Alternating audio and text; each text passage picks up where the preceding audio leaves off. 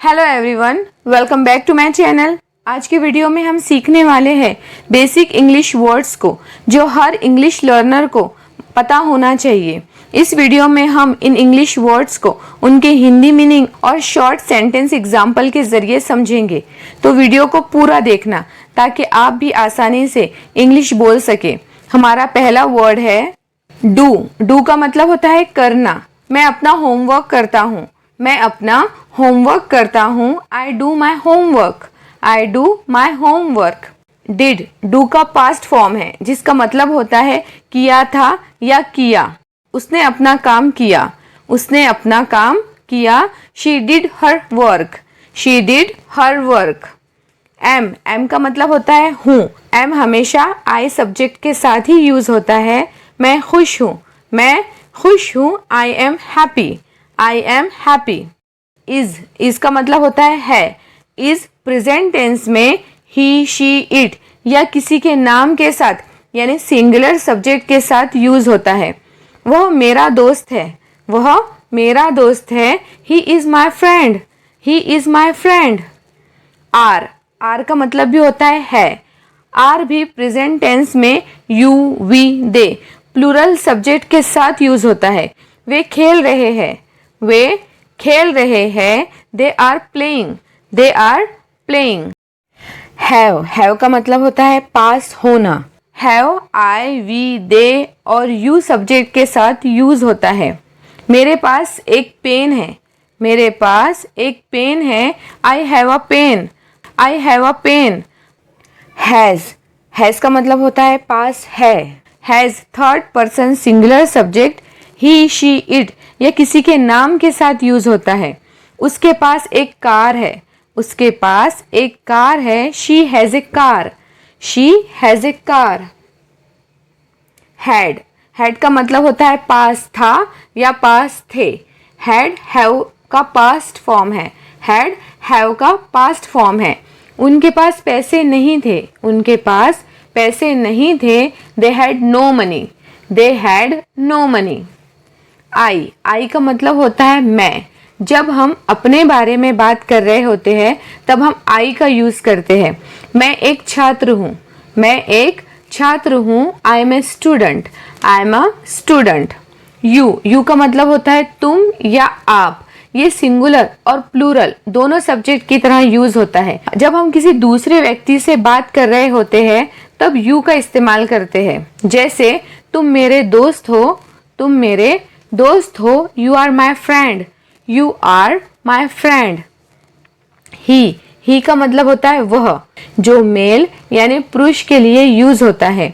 वो खेल रहा है। वह खेल रहा है। He is playing. He is playing. She का मतलब भी होता है वह, जो फीमेल यानी महिला के लिए यूज होता है। वह पढ़ रही है। वह पढ़ रही है। She is reading. She is reading. It का मतलब होता है यह या वह, जो निर्जीव वस्तु या जानवर के लिए इस्तेमाल होता है। यह एक बिल्ली है। यह एक बिल्ली है। It is a cat. It is a cat. We का मतलब होता है हम या हम सब। जब हम अपने साथ किसी और को भी शामिल कर रहे होते हैं तो वी का इस्तेमाल करते हैं। हम खुश है। हम खुश है। We are happy. We are happy. They का मतलब होता है वे या वे लोग। जब हम दो या दो से ज्यादा लोगों की बात कर रहे होते हैं तब दे का यूज करते हैं। वे नाच रहे हैं। वे नाच रहे हैं। They are dancing. They are dancing. Was का मतलब होता है था या थी। वॉज बीते हुए काल यानी पास्ट टेंस के लिए एम और इज की जगह यूज होता है। मैं खुश था। मैं खुश था। I was happy. I was happy. Were का मतलब होता है थे। बीते हुए कल यानी पास्ट टेंस के लिए आर की जगह यूज होता है। तुम सही थे। तुम सही थे। You were right. You were right. Be का मतलब होता है होना या बनना। जैसे वो खुश होंगी। वह खुश होंगी। She will be happy. She will be happy. वैसे ही मैं डॉक्टर बनना चाहता हूँ। मैं डॉक्टर बनना चाहता हूँ। I want to be a doctor, I want to be a doctor. Next है बीन। बीन का मतलब होता है चुका है। बीन अक्सर हैव, हैज, हैड के साथ यूज होता है। मैं दिल्ली जा चुका हूँ, मैं दिल्ली जा चुका हूँ। I have been to Delhi, I have been to Delhi. Next है हैव टू। हैव टू का मतलब होता है करना पड़ता है, करना पड़ता है। हैव टू का यूज हम आई, यू, वी, दे के साथ करते हैं जब कोई काम करना बहुत ज़रूरी है या कोई काम करना हमारी मजबूरी है, तब हम हैव टू का यूज करते हैं। जैसे मुझे अब जाना ही पड़ेगा, मुझे अब जाना ही पड़ेगा। I have to go now, I have to go now. Has to. Has to, has to का मतलब होता है करना पड़ता है, करना पड़ता है या कोई काम हमारी मजबूरी है। हैज़ टू ये ही, शी, इट या किसी व्यक्ति के नाम के साथ यूज होता है। उसे पढ़ाई करनी पड़ती है, उसे पढ़ाई करनी पड़ती है। She has to study, she has to study. Had to. Had to, have to और हैज़ टू का पास्ट फॉर्म है जिसका मतलब है करना पड़ता था, करना पड़ता था। उसे घर जाना पड़ा था, उसे घर जाना पड़ा था। She had to go home, she had to go home. Am to करना है, एम टू करना है। जब कोई काम पहले से तय हो, आदेश हो या निश्चित योजना हो जिसे करना है, तब M2 का इस्तेमाल होता है। M2 का यूज सिर्फ आई के साथ ही होता है। मुझे 6 बजे उससे मिलना है, मुझे 6 बजे उससे मिलना है। I am to meet him at 6, I am to meet him at 6। Is to. Is to का मतलब भी होता है करना है। जब कोई काम तय हो, जिम्मेदारी हो या आदेश हो, तब हम इज टू का यूज करते हैं। इज टू का इस्तेमाल ही, शी, इट या किसी व्यक्ति के नाम के साथ होता है। उसे कार्यक्रम में शामिल होना है, उसे कार्यक्रम में शामिल होना है मतलब कार्यक्रम में शामिल होना जरूरी है। She is to attend the event, she is to attend the event. Are to करना है या करना ही पड़ेगा जो अनिवार्य है। R2 का use we, you, they subject के साथ होता है। हमें नियमों का पालन करना है, हमें नियमों का पालन करना है। We are to follow the rules, we are to follow the rules. Was to. Was to का मतलब होता है करना था, करना था यानी कोई काम होने वाला था या नियम था। वॉज टू का इस्तेमाल आई, ही, शी, इट इन सब्जेक्ट के साथ होता है। मुझे कल उससे मिलना था। I was to meet her yesterday, I was to meet her yesterday. Were to करना था, वर टू करना था। वर टू पास्ट टेंस में plural subject you, we, they के लिए यूज होता है। हमें 5 बजे निकलना था, हमें 5 बजे निकलना था। We were to leave at 5, we were to leave at 5। Need to ज़रूरत है या करना ज़रूरी है, नीड टू ज़रूरत है या करना ज़रूरी है। जब कोई काम करना बहुत ज़रूरी हो या किसी चीज़ की बहुत ज़्यादा ज़रूरत हो, तब हम नीड टू का यूज़ करते हैं। तुम्हें पढ़ने की ज़रूरत है, तुम्हें पढ़ने की ज़रूरत है। You need to study, you need to study.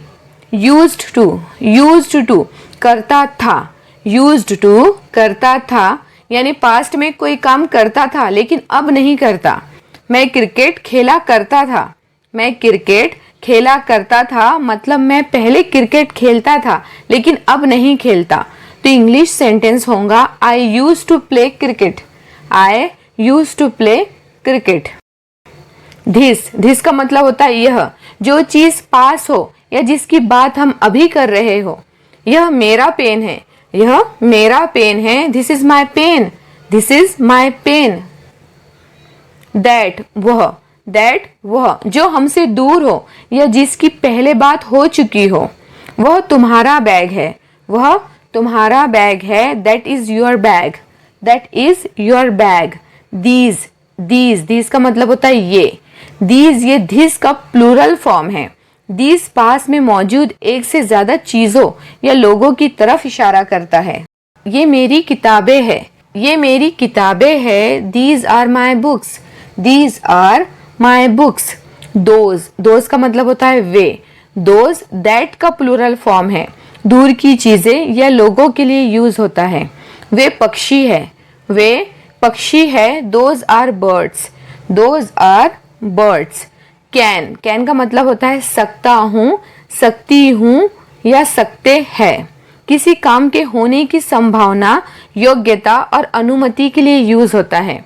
मैं गा सकता हूँ, मैं गा सकता हूँ। I can sing, I can sing. Will का मतलब होता है होगा या करूंगा। विल का इस्तेमाल हम फ्यूचर टेंस यानी भविष्य काल में करते हैं। मैं तुम्हें कॉल करूंगा, मैं तुम्हें कॉल करूंगा। I will call you, I will call you. Should का मतलब होता है चाहिए। शुड चाहिए। शुड का यूज हम किसी को सलाह या सुझाव देने के लिए करते हैं। तुम्हें सोना चाहिए, तुम्हें सोना चाहिए। You should sleep, you should sleep. Must का मतलब होता है जरूर, जो काम करना बिल्कुल जरूरी हो या जो नियम हो, जिसको करना ही पड़ेगा या जो काम कंपलसरी हो। तुम्हें जरूर जाना चाहिए, तुम्हें जरूर जाना चाहिए। You must go, you must go. May का मतलब होता है सकता है, जो अनुमति और संभावना के लिए यूज होता है। बारिश हो सकती है, बारिश हो सकती है। It may rain, it may rain. Always का मतलब होता है हमेशा, जो काम हमेशा होता है। मैं हमेशा मुस्कुराता हूँ, मैं हमेशा मुस्कुराता हूँ। I always smile, I always smile. Never कभी नहीं, मैं कभी झूठ नहीं बोलता। I never lie, I never lie. Very का मतलब होता है बहुत, वो बहुत प्यारी है, वह बहुत प्यारी है। She is very sweet, she is very sweet. Going to का मतलब होता है करने वाला हूँ, गोइंग टू करने वाला हूँ। जो काम पहले से तय है, जो भविष्य में करने वाले हैं। मैं उसे कॉल करने वाला हूँ, मैं उसे कॉल करने वाला हूँ। I am going to call him, I am going to call him. Let का मतलब होता है करने दो। जब आप किसी को कुछ करने की अनुमति देते हैं या सुझाव देते हैं कि चलो कुछ करे। मुझे तुम्हारी मदद करने दो, मुझे तुम्हारी मदद करने दो। Let me help you, let me help you. Ought to करना चाहिए, करना चाहिए। आउट टू जब हमें किसी को कुछ नैतिक सलाह देना है तो हम आउट टू का यूज करते हैं। उसे माफी मांगनी चाहिए, उसे माफी मांगनी चाहिए। She ought to apologise, she ought to apologise. So friends, ये थे आपके इम्पॉर्टेंट इंग्लिश वर्ड्स जो आपकी इंग्लिश को इंटरेस्टिंग और इम्प्रेसिव बनाते हैं। इन वर्ड्स को प्रैक्टिस करें और फ्लुएंट स्पीकर बने। मिलते हैं नेक्स्ट वीडियो में, तब तक कीप लर्निंग।